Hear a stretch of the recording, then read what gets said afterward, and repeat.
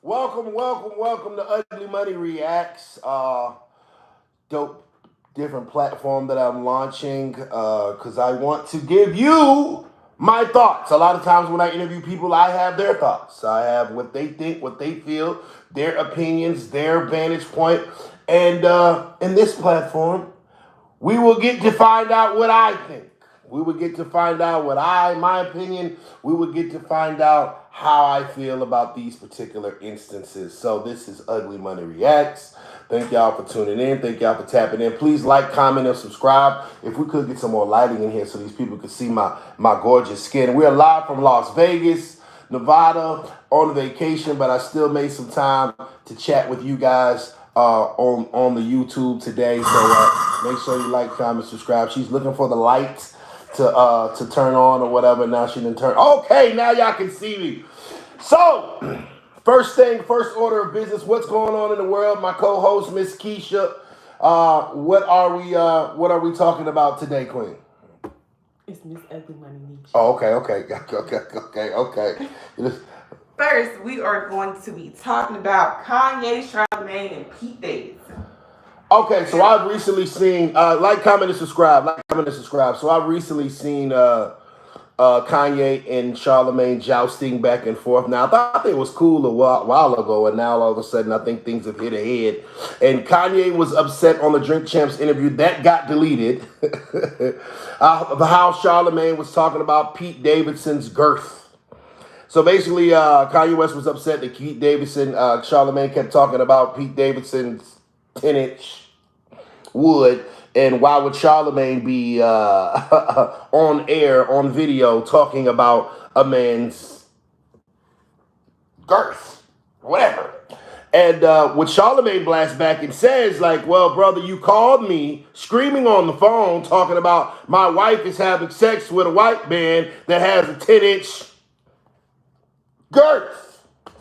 And so it's getting messy. Kanye's gone back. Charlamagne is blasted back. This is the thing. We have to understand about Kanye West. Yes, we love him. Like, comment, and subscribe. Yes, we love Kanye West. Yes, he's a genius. But Kanye does a lot of things for clout. Kanye is the clout. Kanye triggers people purposely to get them to buy whatever product he's about to service. Now, I noticed that in some of his screenshotted conversations with someone named Tremaine, that he's talking about some new shirt that's coming out.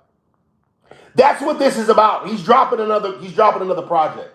He's dropping another product. He's dropping something. So what does he do? He does a lot of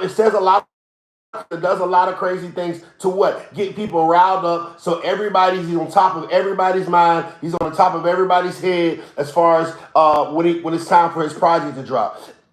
Don't fall for it. This is a rollout. He is rolling out something, whether it's a new shirt, whether it's Gonda, whether it's a new project, whether it's something or whatever. Kanye West has he does it every time. So if we keep on falling for it, we're doing exactly what Kanye West wants. Kanye West wants us to talk about him, to be triggered, to whatever, cuss him out and things of that nature, or however you feel, whether you're on his side or not on his side. Kanye West wants to purposely trigger you to talk about Kanye West. It's obvious. He does it every time. Now, I will say that from what I've seen, do I know Kanye West personally? No. But from the outside looking in, and when a person puts things in the public eye, for the public view, you open yourself up for public scrutiny. Kanye West is not well mentally.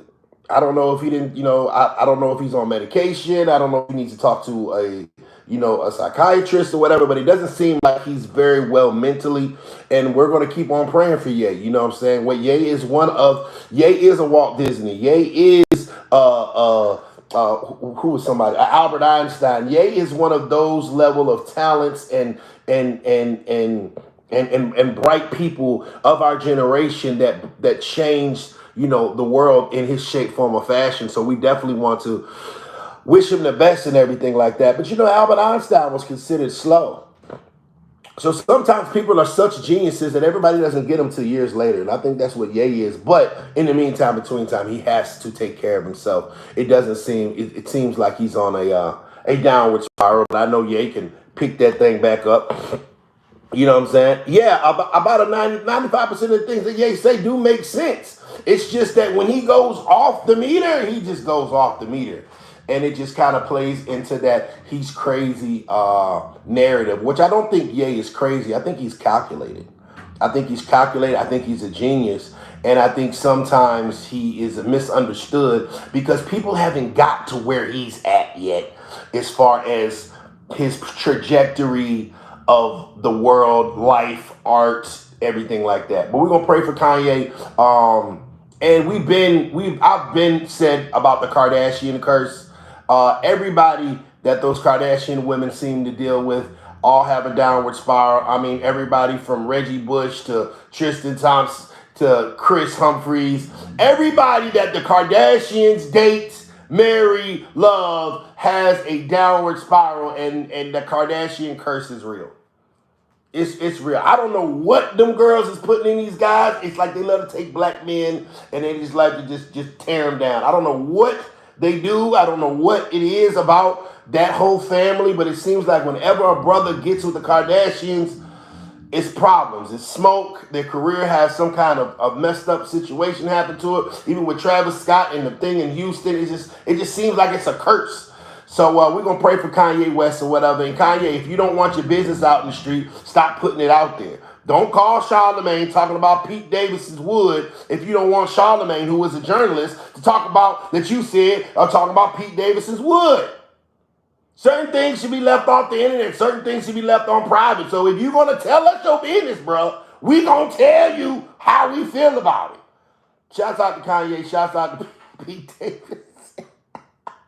And shouts out to Charlemagne. Charlemagne, I think you should go ahead and continue to, irk his nerves.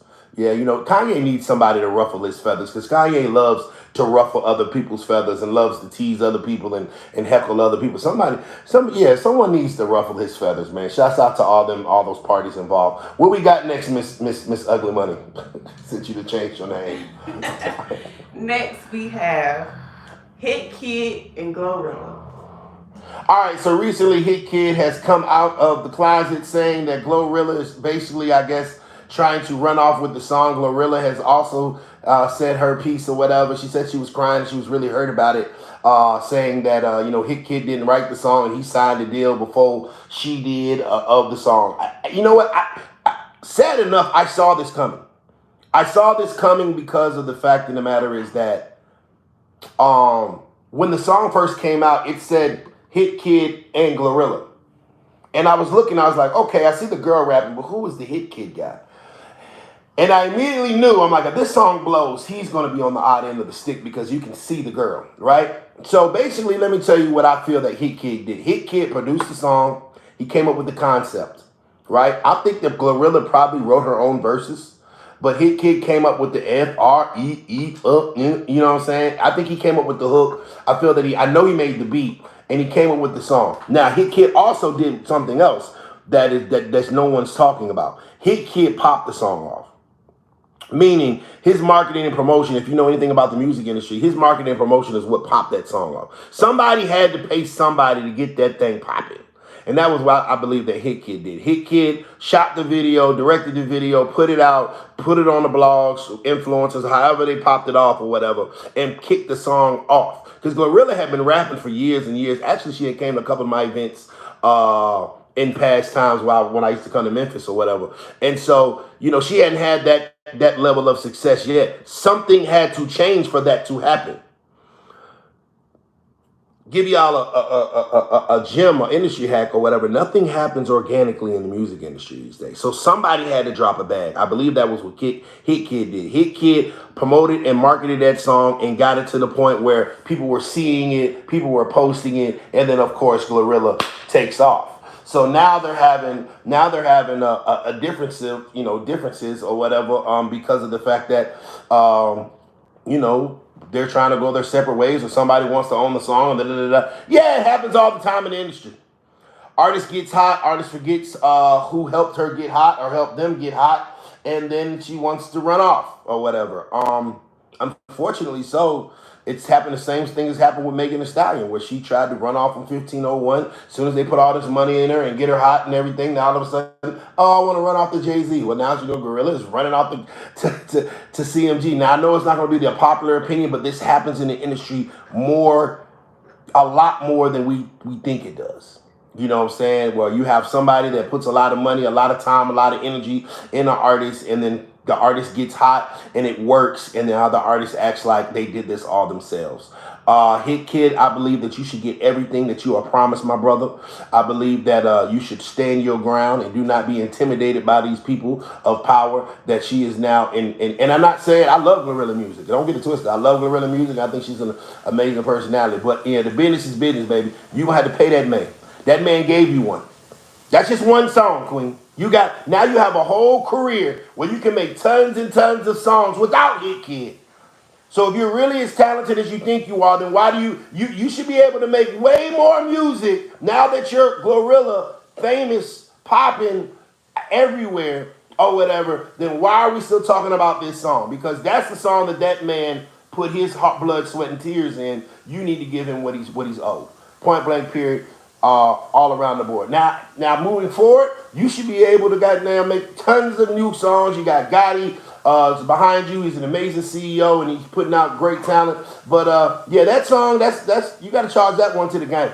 He gave you one. He gave you a career. So if anything, you should be thankful for. And I pray that they have a situation where they talk it out privately and get that issue taken care of, because once again, if you put your business out there in the street for us to talk about, we gonna talk about it.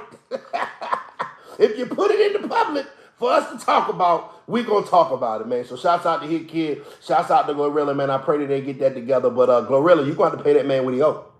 We got to pay the man what he owes. Adonis said Charleston White versus everybody. Is that the next topic? We're going to get to some Charleston White. We'll get to some Charleston White after we got a couple more topics. We're going to talk about some Charleston White. All right, so what's our next topic of discussion, man? Now we have 50 Cent and his son. I recently saw 50 Cent's son go on an interview platform saying that he was only getting $6,500 a month in child support, and that he couldn't live on that. Newsflash, Marquise. There's a thing called deadbeat dads in the world. It's a reality.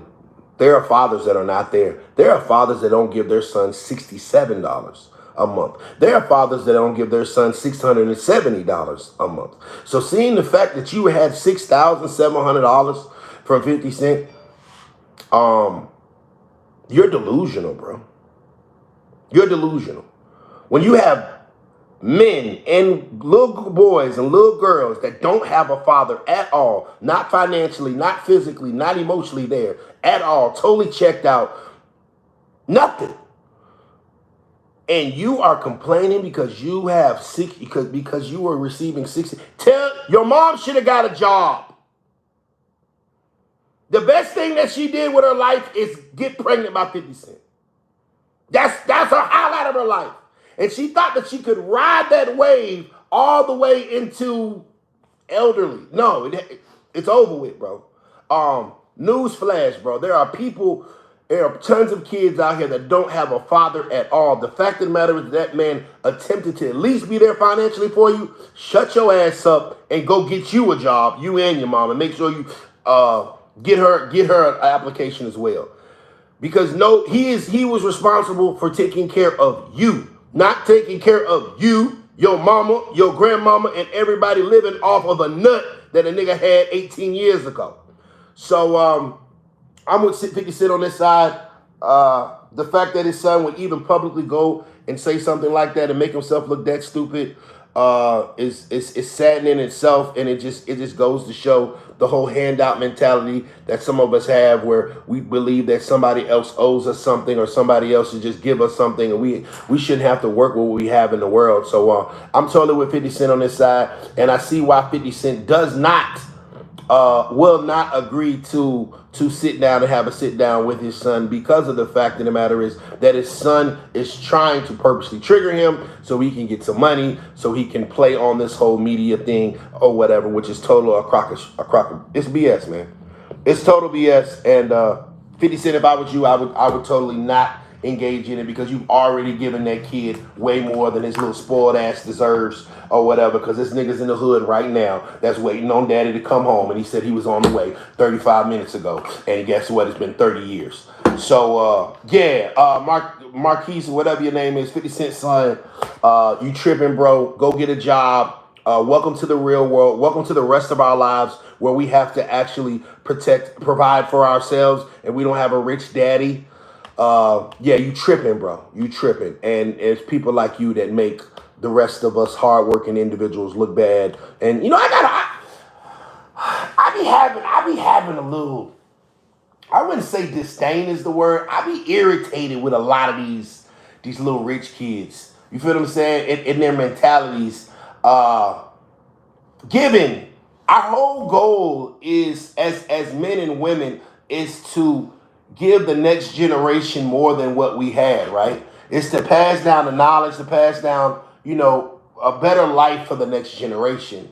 And so when that happens, and you get these kids that are the products of it, so they've never struggled, they've never worried about money, they've never worried about, they've never had to have any financial strains, they've never been broke before. I think in turn, a lot of times it hurts the kid's mentality of becoming an adult. Because the kid that was born with a silver spoon, a lot of times they don't know how to hustle. They don't know how to hustle, and they take everything for granted because everything was given to them. So you walking into 16 years old, you got foreign cars and a huge house, and when you turn 18, your parents give you a whatever X amount of dollars to go off on your life and mess it up, and they give you chance after chance after chance after chance. What you have to understand is those parents that became rich, those first generation millionaires, they had to come up out the trenches and out the mud to get to where they're at. And these kids they prosper from it, but I think it messes up their mentality, man. Kids' mentality is all messed up, and he is in for a rude awakening about the world. He's in for a rude awakening of how the world works. You know what I'm saying? Now that he has to step out there on his own. Now, bro. Now it's time for you to man up and boss up and get your own bag, bro. Because you know what? 50 Cent did what he had to do to get where he was at, and now you have to figure something out, man. But shouts out to 50 Cent. I'm on 50 Cent's side on this one. 100% totally. Anybody that's giving $6,700 a month to take care of it, ain't nothing a baby has that costs $6,700 a month. So his son should have been more than thankful. His mom should have got a job and took that 67 and learned how to flip it. But once again, they don't be hustlers. They be parasites. And if you knew that you had $6,700 coming in every month for 18 years, and you ain't get a car wash, you ain't open up a boutique, you ain't open up a salon, you ain't open up some kind of residual income business, you're not a hustler. And you know what? Now that the situation is over, the liquor's over, man, best of luck to you. You better find another rich nigga to get pregnant by. Moving forward, what else we got, Miss Ugly Money? We can go ahead and let's just talk about Mr. Charleston White. Charleston White.